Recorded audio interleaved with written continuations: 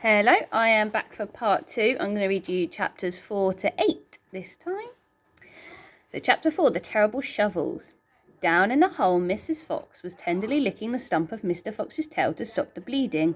It was the finest tail for miles around, she said between licks. It hurts, said Mr. Fox. I know it does, sweetheart, but it will soon get better. And it will soon grow again, Dad, said one of the small foxes. It will never grow again, said Mr. Fox. I shall be tailless for the rest of my life. He looked very glum. Oh, I had a picture there. Hold on. There it is. There it is. There was no food for the foxes that night, and soon the children dozed off.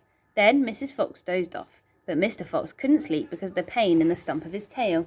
Well, he thought, I suppose I'm lucky to be alive at all, and now they've found our hole, we're going to have to move out as soon as possible. We'll never get any peace if we... What was that? He turned his head sharply and listened. The noise he heard now was the most frightening noise a fox can ever hear, the scrape, scrape, scraping of shovels digging into the soil. Wake up! He shouted. They're digging us out! Mrs. Fox was wide awake in 1 second. She sat up, quivering all over. Are you sure that's it? She whispered. I'm positive. Listen. They'll kill my children, cried Mrs. Fox. Never, said Mr. Fox. But darling, they will, sobbed Mrs. Fox. You know they will. Scrunch, scrunch, scrunch went the shovels above their heads. Small stones and bits of earth began falling from the roof of the tunnel. How will they kill us, Mummy? Asked one of the small foxes. His round black eyes were huge with fright. Will there be dogs? He said. Mrs. Fox began to cry. She gathered her 4 children close to her and held them tight. Suddenly, there was an especially loud crunch above their heads. And the sharp end of the shovel came right through the ceiling. A little picture there. The sight of this awful thing seemed to have an electric effect upon Mr. Fox. He jumped and shouted, I've got it! Come on! There's not a moment to lose! Why didn't I think of it before? Think of what, Dad? A fox can dig quicker than a man, shouted Mr. Fox, beginning to dig. Nobody in the world can dig as quick as a fox. The soil began to fly out furiously behind Mr. Fox as he started to dig for dear life with his front feet. Mrs. Fox ran forward to help him. So did the 4 children. Go downstairs, ordered Mr. Fox. We've got to go deep as we possibly can. The tunnel began to grow longer and longer. It sloped steeply downward, deeper and deeper below the surface of the ground it went. The mother and the father and all 4 of the children were digging together. Their front legs were moving so fast you couldn't see them. And gradually, the scrunching and scraping of the shovels became fainter and fainter. After about an hour, Mr. Fox stopped digging. Hold it, he said. They all stopped. They turned and looked back up the long tunnel they had just dug. All was quiet. Phew, said Mr. Fox. I think we've done it. They'll never get as deep as this. Well done, everyone. They all sat down, panting for breath, and Mrs. Fox said to her children, I should like you to know that if it wasn't for your father, we should all be dead by now. Your father is a fantastic fox. Mr. Fox looked at his wife and she smiled. He loved her more than ever when she said things like that. Chapter 5, The Terrible Tractors. As the sun rose the next morning, Boggis and Bunce and Bean were still digging. They had dug a hole so deep you could have put a house into it, but they had not yet come to the end of the fox's tunnel. They were all very tired and cross. Dang and blast, said Boggis. Whose rotten idea was this? Bean's idea, said Bunce. Boggis and Bunce both stared at Bean. Bean took another swig of cider, then put the flask back into his pocket without offering it to the others. Listen, he said angrily. I want that fox. I'm going to get that fox. I'm not giving in till I've strung him up over my front porch, dead as a dumpling. We can't get him by digging, that's for sure, said the fat Boggis. I've had enough of digging. Bunce, the little pot-bellied dwarf, looked up at Bean and said, Have you got any more stupid ideas then? What? Said Bean. I can't hear you. Bean never took a bath. He never even washed. As a result, his earholes were clogged with all kinds of muck and wax and bits of chewing gum and dead flies and stuff like that. This made him deaf. Speak louder, he said to Bunce, and Bunce shouted back. Got any more stupid ideas? Bean rubbed the back of his neck with a dirty finger. He had a boil coming there and it itched. What we need on this job, he said, is machines, mechanical shovels. We'll have him out in 5 minutes with mechanical shovels. This was a pretty good idea and the other 2 had to admit it. All right then, Bean said, taking charge. Boggis, you stay here and see the fox doesn't escape. Bunce and I will go and fetch our machinery. If he tries to get out, shoot him quick. The long, thin Bean walked away. The tiny Bunce trotted after him. The fat Boggis stayed where he was with his gun pointing at the foxhole. Soon, two enormous caterpillar tractors with mechanical shovels on their front ends came clanking into the wood.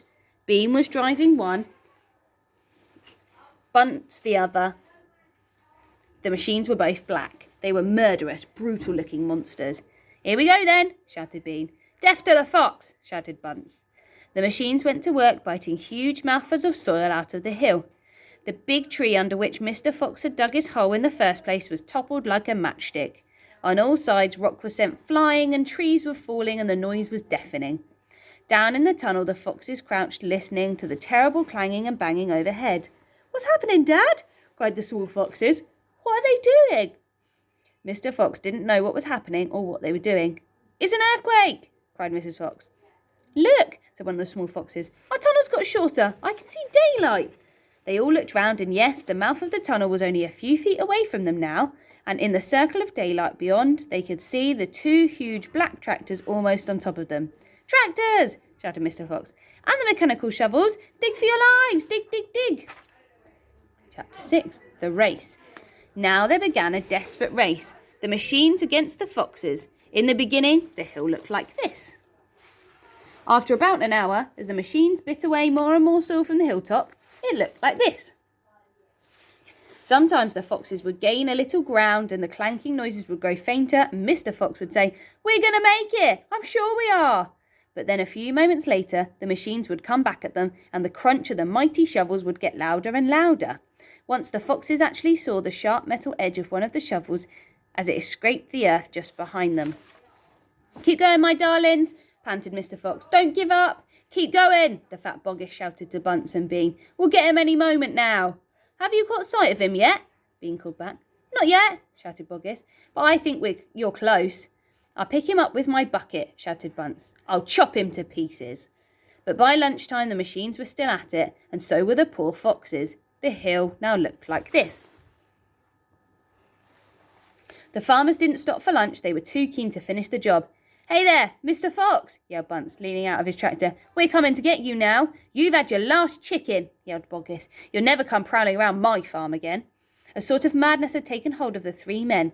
The tall, skinny Bean and dwarfish, pot-bellied Bunce was driving their machines like maniacs, racing the motors and making the shovels dig at a terrific speed. The fat Boggis was hopping about like a dervish and shouting, Faster, faster. What's a dervish? Anybody know? Dervish. Dervish. How's it spelled? D-E-R. Yeah. Oh, I've lost it. V-I-S-H. V-I-S-H, yeah. Oh, it's like a skirt thing Oh. that Islam men wear. Oh, okay, like a skirt that flows around when you dance. Yeah. Oh, there we go. And shouting, faster, faster. By 5 o'clock in the afternoon, this is what had happened to the hill. The hole the machines had dug was like a crater of a volcano. It was such an extraordinary sight that crowds of people came rushing out from the surrounding villages to have a look. They stood on the edge of the crater and stared down at Boggis and Bunce and Bean. Hey there, Boggis, what's going on? We're after a fox. You must be mad. The people jeered and laughed, but this only made the three farmers more furious and more obstinate and more determined than ever not to give up until they had caught the fox. That's all the people. Okay, last chapter for today. Chapter 7, We'll Never Let Him Go. At 6 o'clock in the evening, Bean switched off the motor of his tractor and climbed down from the driver's seat. Bunce did the same. Both men had had enough. They were tired and stiff from driving the tractors all day. They were also hungry. Slowly they walked over to the small fox's hole in the bottom of the huge crater.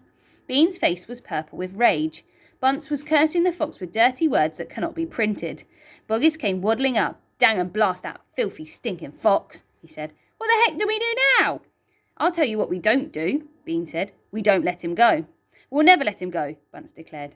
Never, never, never, cried Boggis.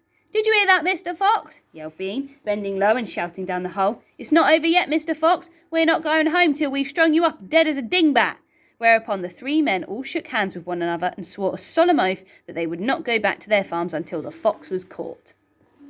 What's the next move? Asked Bunce. the pot-bellied dwarf. "We're sending you down the hole to fetch him up," said Bean. "Down you go, you miserable midget." "Not me!" screamed Bunce, running away. Bean made a sickly smile. When he smiled, you saw his scarlet gums. You saw more gums than teeth. "Then there's only one thing to do," he said. "We starve him out. We camp here day and night watching that hole. He'll come out in the end. He'll have to." So Boggis and Bunce and Bean sent messages down to their farms asking for tents, sleeping bags and supper. Yeah. Okay. I will see you again tomorrow.